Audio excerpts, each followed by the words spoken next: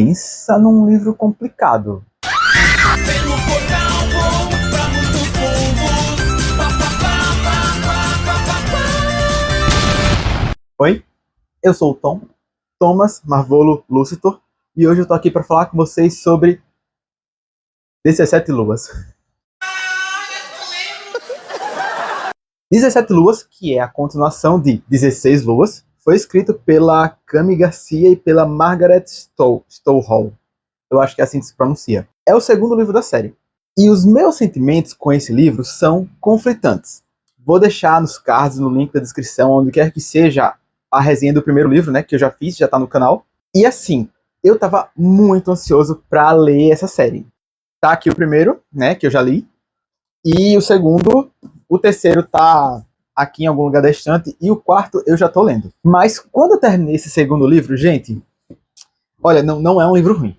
Eu gostei da série. Quem for ver o meu primeiro vídeo vai ver que eu tô o tempo todo reclamando ao mesmo tempo que eu falo bem. Mas é aquilo, né? É pra reclamar e também ser sincero. Tem que apontar os defeitos. Esse livro... Olha, o primeiro livro, ele terminou de uma forma péssima pra mim. Foi quase como se ele não tivesse final. Quase como se ele cortasse a história na metade e de repente dissesse: olha, esse aqui é o final do primeiro livro, agora vai ter um segundo. Só pra estender a história. Essa foi a sensação que eu tive. E esse segundo livro, eu não tive essa sensação com o final, mas ao longo da história inteira, ele é para ser um livro de transição e amadurecimento. Geralmente, continuações são assim, uma transição e um amadurecimento do que foi apresentado no ato 1 ou livro 1. E esse livro pareceu só enrolação. Começou muito bem, vamos lá. Cara, uma enrolação desgraçada do começo ao fim. É legal a forma que ele começa, porque ele meio que recapitula um pouco do que aconteceu no primeiro livro, que foi muito bom, porque eu tava até esquecido das coisas que tinham acontecido. Eu até marquei no Scooby que eu não lembrava que o tio Macon tinha morrido. Ele é um dos personagens principais, mas ele é tão deixado como secundário, apesar de ser um dos personagens principais, no primeiro livro, que ele morreu e eu não senti nada. Morreu. É isso. Morreu. Desculpa. Tanto que eu tinha esquecido que ele morreu. E esse vai ser o conflito principal. A Lena vai se culpar o livro inteiro porque esse homem morreu. Então o início dele é bom porque ele dá uma recapitalização nisso, no que a gente pode ter esquecido. E é aí que começa o defeito desse livro. A Lena tá se culpando porque o tio dela morreu. Morreu para salvar ela. E ela vai passar o livro inteiro se culpando disso. Mas assim, gente, é umas culpas tão sem sentido. Olha, eu entendo que quando você tá se sentindo culpado por uma tragédia, por uma coisa ruim, tudo na sua cabeça paranoica faz sentido de que você é culpado daquilo mesmo que não seja. Porque de fato ela não é culpada pela morte dele.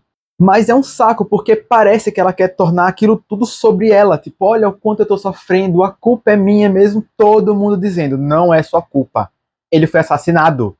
Ele se matou, ele escolheu morrer, tipo isso. Tem nada a ver com ela. E eu sou uma coitadinha, vai pro inferno, minha filha. Ah, pro diabo que os carregue. Eu já tô por aqui de vítima. Ela é só uma circunstância a mais, ele teria morrido de qualquer forma. Mas ela vai ficar nessa enjoação de ficar se culpando o livro inteiro, nesse drama. E é um saco, porque o Ethan, coitado do Ethan. O Ethan é o protagonista narrador, porque a protagonista mesmo é a Lena. Mas como é o Ethan que tá narrando a história, que é o namorado dela, coitado, velho, o moleque deve ter o quê? 17 anos, 16, por aí. E ele tá tentando fazer a namorada ficar bem, enquanto ela só chora, só reclama.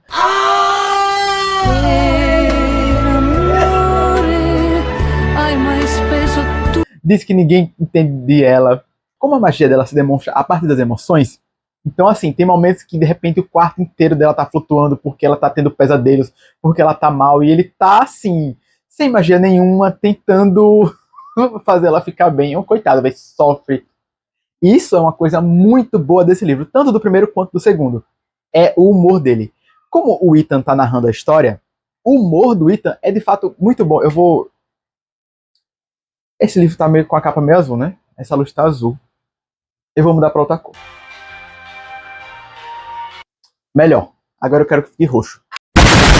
Porque o primeiro livro é roxo, então agora vai ficar roxo, mesmo que o segundo livro seja azul.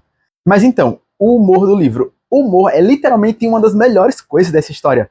Porque ele narra tudo com muito humor, com muita ironia. Sério, tem um gato que é um gata, eu acho que é gata. Miau. De uma tia dele, lembra que eu falei aqui lá no primeiro livro? Que ele tem umas tias que elas são as melhores personagens dessa história. Porque elas ficam atazanando ele. Olha, é igual você encontrar 3 velhas fofoqueiras da rua e você parar pra conversar com elas. Gente, eu garanto, é diversão. É diversão na certa, pô. É diversão garantida, real. Vocês estão numa forma espetacular. Não é que você não viu a gente sem roupa.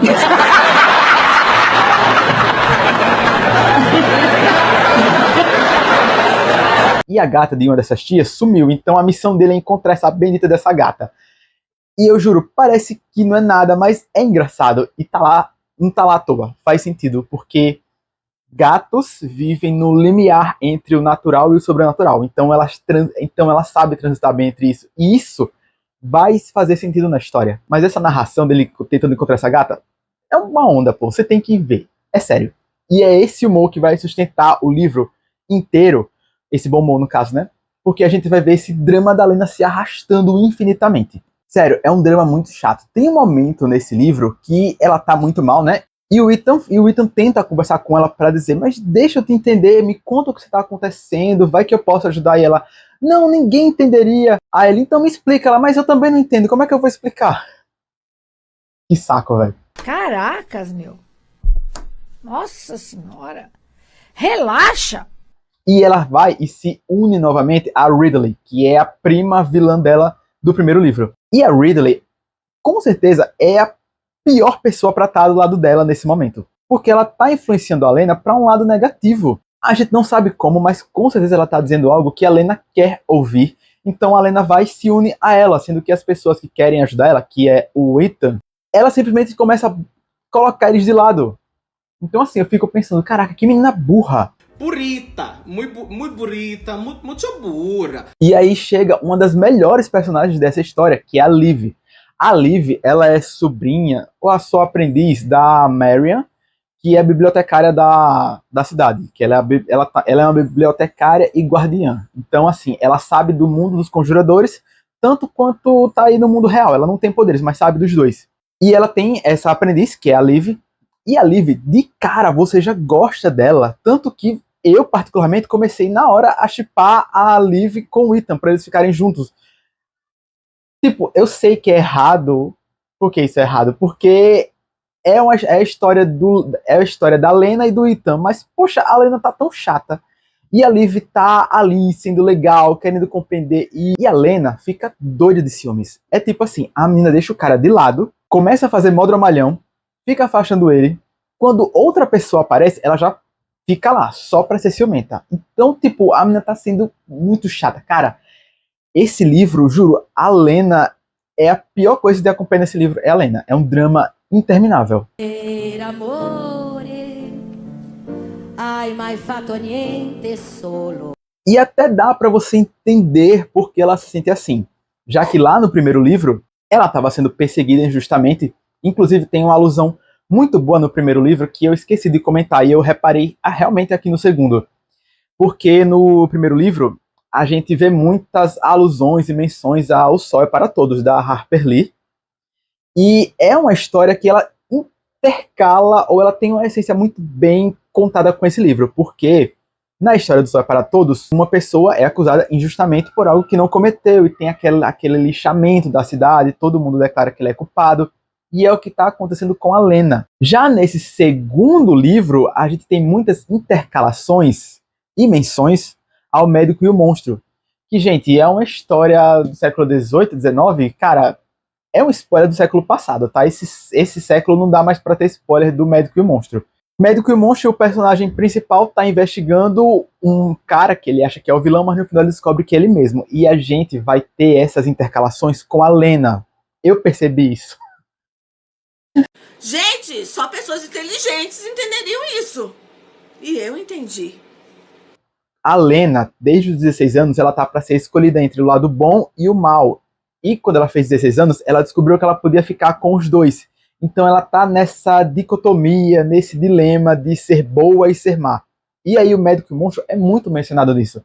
Isso é uma coisa muito bem feita do livro. Olha, esse livro, ele é bem escrito. Ele é bom. De fato, ele é bom. Mas assim, você tem que botar a sua capinha de adolescente, entender que ele tá representando pessoas dessa idade e que por mais que você se chateie, provavelmente é assim que um adolescente se comporta. Apesar de que ainda é um porre essa menina fazendo um drama desgraçado por tudo. Suportável. E assim, chega no determinado momento do livro, eu acho que é quase na metade, que aí você começa a entender muitas das revoltas da Lena. Mas é tipo assim, você passa praticamente metade do livro aguentando um drama desgraçado, até ela finalmente explicar o porquê que ela tá tão mal. Ela foi perseguida no primeiro livro, né? Ela foi perseguida o livro inteiro e condenada pela cidade por crimes que ela não cometeu, né? E a gente sabe que meio que ela cometeu sem querer, sabe? Os poderes dela se manifestam com as emoções. E aí ela decide se vingar da cidade. Tá, isso é influenciada pela Ridley, que é a prima malvada. Eu entendo. Eu também me vingaria. Toda a cidade foi muito filha da puta com ela. E nesse lado eu apoio a Lena. Mas eu apoio só a vingança. Eu não apoio ela estar sendo escrota com as pessoas que querem o bem dela, que no caso é o Ethan. Não tem sentido ela afastar ele. Ainda mais agora que é por ciúme, sabe? Porque ela tá com ciúme da Liv. Coitada da Liv, meu Deus. É uma personagem tão legal. Eu realmente queria que eles ficassem juntos. E a Liv vai ser a nova guardiã no lugar da Marian. Isso também é muito legal. E agora que a Liv vai ser a guardiã, ela, primeiro, não pode tomar partido. Que é algo que a Marian não fez. Que ela toma partido porque ela cria amizade com o Ethan. Eu até achei legal no início essa amizade, porque o Ethan, a Liv e o Link se tornam amigos. O Link é o melhor amigo do Ethan e ele é um dos melhores personagens dessa história também. Toda dose de humor tá nesse cara e ela tá na dose certa, praticamente. O Ethan também tem uma boa parcela de culpa nisso.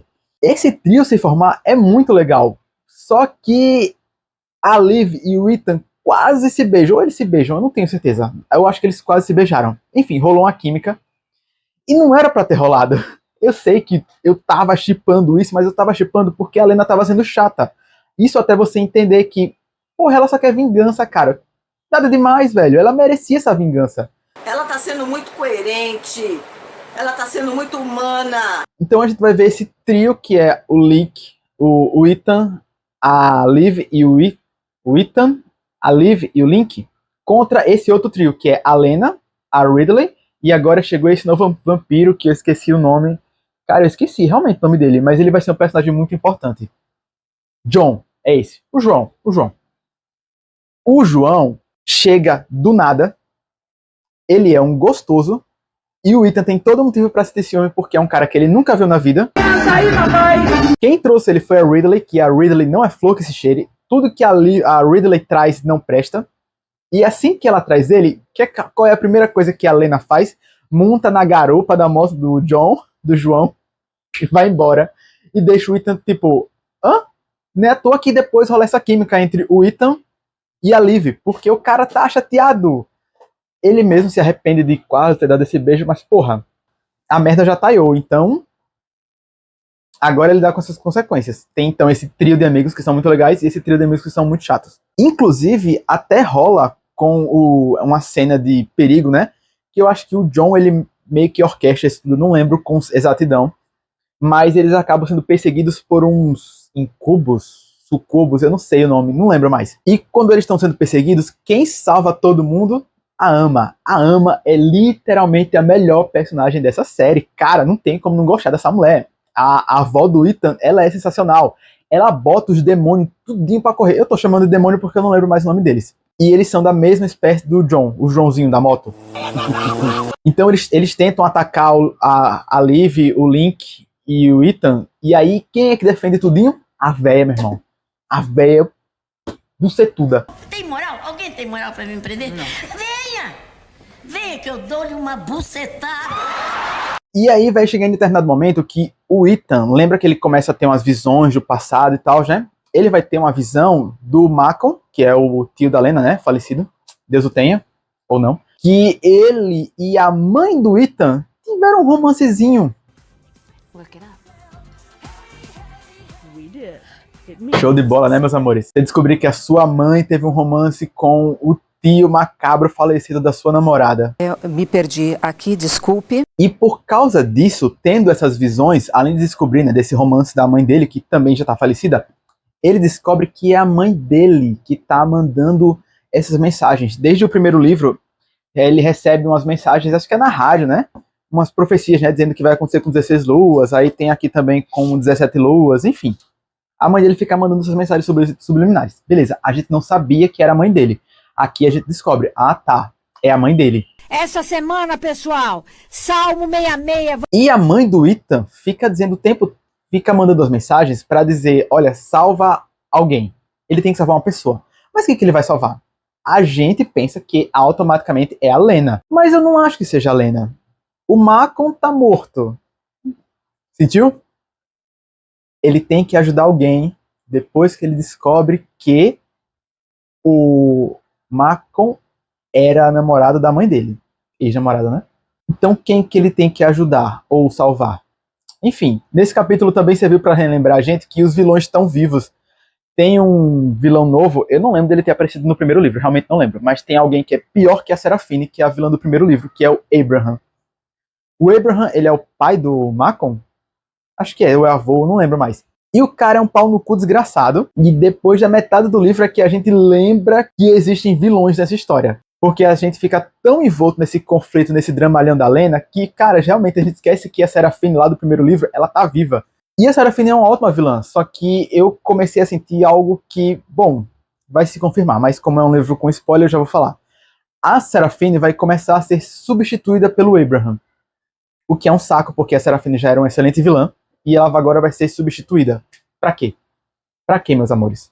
Essa chatice da Lena vai ser finalmente explicada, cara, eu acho que já devia estar, acho que em 75% do livro, eu acho que eu tava por aqui, sabe? Faltando isso aqui pra ler, que aí a Lena explica por que ela tá se culpando tanto pela morte do Macon. Basicamente, o Ethan tinha sido assassinado pela Seraphine lá no livro anterior, e aí pra salvar ele, ela meio que botou a vida do tio no lugar, então agora realmente ela é culpada.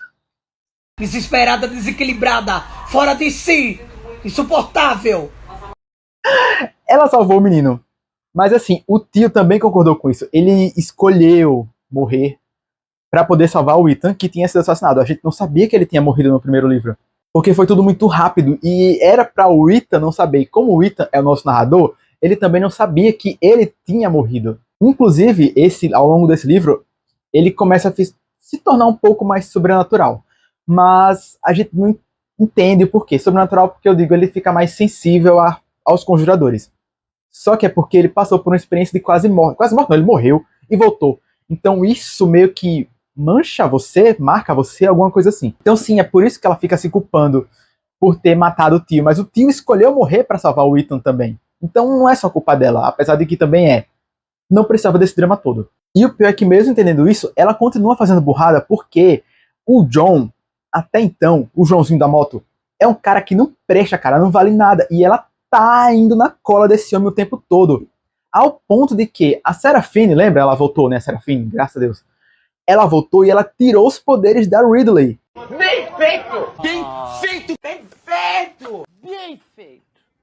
Bem feito! O que é uma pena, porque a Ridley... Porra, a Ridley é muito pau no cu, mas ela é legal, cara. Ela é uma vilã pra você gostar, porque ela... Parece que ela não tem nada a perder, então ela não tá nem aí pra ninguém. Só que agora ela tá sem seus poderes, porque a Seraphine tirou os poderes dela. Do nada a Seraphine resolveu fazer isso. Coitada dessa menina, velho. E aí ela fica querendo se matar, porque ela virou humana. Bichinha. Eu até comecei a torcer pra que agora, que ela não tem mais os poderes dela de sirena, ela queira ficar com o Link, que sempre arrastou uma asa pra ela. Mas não, ela tá tão puta, agora é que ela não quer mesmo, ela não quer ficar com ninguém. E o pior, ela vai ter que começar a frequentar a escola.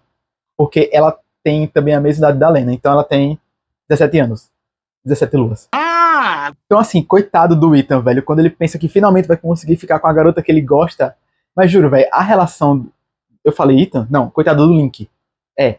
A relação do Ethan e do Link é muito legal, velho. Tem um momento... Tem algum capítulo aqui. Ai, deixa eu ver se eu encontro esse capítulo, velho. Sério, é muito bom. É porque eles estão numa floresta... Eu achei a página, né? Eles estão numa floresta que, numa saga lá, eles estão fazendo uma missão para tentar salvar a Lena do John, que é exatamente por isso que a Serafine tira os poderes da Ridley. E o Link, ele acaba ficando ferido. A relação do Link e do Ethan é muito engraçada porque ambos são muito irônicos um com o outro. Quando o Ethan vai pergunta, né, se o Link machucou a perna, ele pergunta se a perna dele tá doendo, né? E aí o Link tava tentando rir, né, porque tava com a perna machucada, mas não queria falar que tava sentindo dor. E aí tem essa trecho aqui no livro, tá na página 347 dessa minha edição. Link tentou rir. Tá olhando o quê? O Ethan perguntou, né? Sua cara feia. Eu me inclinei sobre ele, observando se os olhos dele se focavam. Ele ia ficar bem. Aí o Link perguntou, você não vai me beijar, vai? Aí o Ethan, naquele momento fiquei tão aliviado que quase podia ter feito isso mesmo. Faz biquinho. E aí ele pede pra o Link fazer biquinho. Sério, só que tudo isso é... Olha, juro, cara, tô no final do livro. Eles estão irônicos e tiram muita onda um com a cara do outro o livro inteiro. Isso é muito bom. O humor deles é muito bem feito na medida certa. Um tirando onda com o outro. Tipo, você realmente é uma amizade. Isso é muito legal de ver. E agora, como a Ridley tá sem os poderes, então ela começa a fazer parte desse grupo de amigos. Então agora é a Liv, o Ethan, o Link e a Ridley. Todos indo salvar a Lena. Que inferno essa mulher. Que por alguma razão completamente estúpida, ela tá nesse caminho negro, sombrio, que seja, com o John da moto, que ninguém sabe porquê, nem a gente, não tem explicação, ela simplesmente fica seguindo ele. E aí a gente vai e acaba descobrindo que o Macon tá vivo esse tempo todo, vivo, mas preso, meio que numa Pokébola. É literalmente essa a explicação, ele tá preso numa Pokébola, e o nome não é Pokébola. Ele tava preso numa esfera que consegue guardar esses sucubos, incubos, eu não lembro o nome. Esses demônios aí. Tá preso. Então ele não morreu. E eles libertam o cara, tá vivo. Ele vai ajudar nessa busca, que é o que vai fazer com que a Lena caia na real, pra realmente ver que realmente, eu não sou culpada pela morte do meu tio que não morreu, tá vivo. E aí a gente descobre que esse tempo todo, o John... A gente não descobre, né? Mas a gente começa a desconfiar de que o John tava sendo controlado pelo Abraham, que se mostra um vilão muito pior do que a Serafine. Ou seja, é exatamente aquilo que eu tinha pensado. A Serafine vai começar a ser deixada de escanteio para colocar outro vilão, o Abraham, que, porra, não gostei. Tudo que o Abraham fez, a Serafine poderia ter feito. Eles só estão incluindo um companheiro para a Serafine que vai deixar a Serafine de lado e botar o Abraham lá em cima. Pra quê? Escolhas narrativas. Mas... E aí a gente vai chegar na batalha final, que, cara, ela é muito... Essa parte não foi bem feita. Infelizmente. Foi muito confuso também. Esqueci de falar que tava rolando uma profecia também dessas 17 luas, né? Que o Abraham, ele consegue fazer com que essa lua venha mais cedo, né? Através de magia. Que envolvia outra escolha da Lena. Que, sinceramente, não faz muito sentido. É só pra encher linguiça. Ou seja, realmente é tão desimportante pra história que quando você chega no final e você chega na batalha final, você vê os motivos, você fica... Sério? Por isso que eu falei lá no começo. Esse é um livro de transição que ele não parece uma transição. Ele parece que ele está repetindo a história de introdução lá do primeiro livro e estendendo só. Então ele se torna um livro só de enrolação. A batalha final não é legal. Pelo menos é legal porque a gente vê o tio Macon dando um sermão na Lena para dizer: você é burra, minha filha. Você é muito burra de você começar a andar com a Ridley depois de tudo isso. Eu te salvei e você fez a decisão mais estúpida possível. Tu vai pro instinto dos infernos também.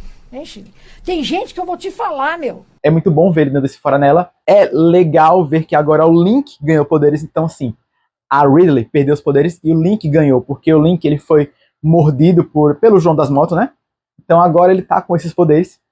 Isso é legal. Então ele vai aparecer mais vezes. E o Link é um personagem muito legal. Ele merecia muito mais destaque e agora ele vai ter. A Liv, coitada, meu Deus, ela é jogada pra escanteio. Sabe? Eles estão nessa saga para encontrar a Lena, nessa floresta sombria. Eles encontram, tem a batalha final, acaba e a Liv desaparece.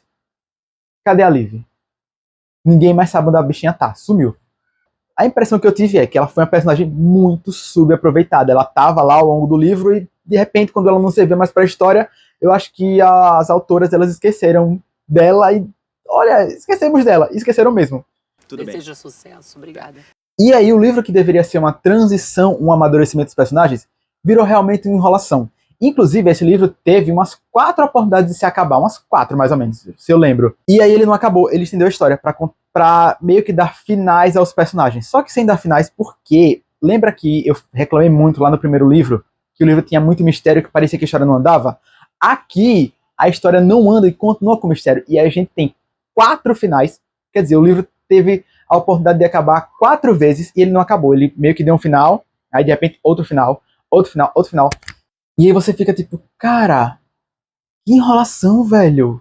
É uma pena, porque o livro ainda é bom, cara, mas você fica com aquela sensação de que você foi enrolado pra nada. É até legal porque, assim, tem um epílogo que é narrado pela Ridley, é muito bom. Eu, inclusive, cheguei até a pensar que a Ridley ia se tornar uma narradora, porque lembra aquela Pokébola que o Malcolm tava preso, que eu falei pra vocês? Então, ela pegou essa Pokébola, escondido, né, lógico, e ela prendeu o John dentro dessa Pokébola. Pra quê? A gente não sabe, porque ela não tem poderes. A gente sabe que o John é um vilão, apesar de que ele estava sendo um vilão controlado pelo Abraham, mas ele ainda é o vilão. Ele quase matou o Link, né? Transformou ele em vampiro. Tô falando vampiro, mas não sei se é vampiro não. Acho que a palavra é sucubus, mas enfim. É um vampiro com outro nome. Esse final da Ridley, pra mim, poderia ter sido realmente o único final desse livro. Porque você fica impactado vendo, caraca, essa menina, puta que pariu, essa menina vai aprontar uma, ela vai aprontar uma do cacete com todo mundo aqui. E você fica muito ansioso pra ver isso. Um detalhe que eu esqueci de comentar do porquê de eu não ter gostado da luta final. Quando a luta final acaba, ela é bem anticlimática e bem sem graça. Os vilões meio que somem, sabe? Fica parecendo... Sabe um episódio do Scooby-Doo que você tá assistindo, que o pessoal tá lá investigando pra descobrir o vilão e ele simplesmente desaparece, porque aparece uma fuga conveniente pra eles, antes de eles descobrirem realmente, que desmascararem quem é o vilão? Essa é a mesma sensação que eu tive com a batalha final desse livro. Quando os vilões viram que perderam, né, de fato, eles, juro, gente, pareceu, a impressão que eu tive é que eles saíram andando, fazer, a gente perdeu, vamos embora, beleza, fechou? Vamos embora. E foram. Isso realmente a batalha final foi bem decepcionante nesse livro. Por isso que eu fiquei lendo com aquela sensação de que, porra, esse livro tá só enrolando, velho, tá sendo de enrolação. Pena. Realmente uma pena, porque ele realmente parece uma extensão do segundo, extensão que eu digo uma cópia, sabe? É como se ele... Juro, esse livro parece ser o mesmo desse, só que acrescentando algumas coisas a mais. Meio que não faz muita diferença. A enrolação é a mesma, o mistério é maior, só tem mistério. Não tem nenhuma solução pra nada. Então, assim, tudo que deveria ser uma continuação, uma transição, resolução de alguma coisa, não é. É só enrolação. Que dor.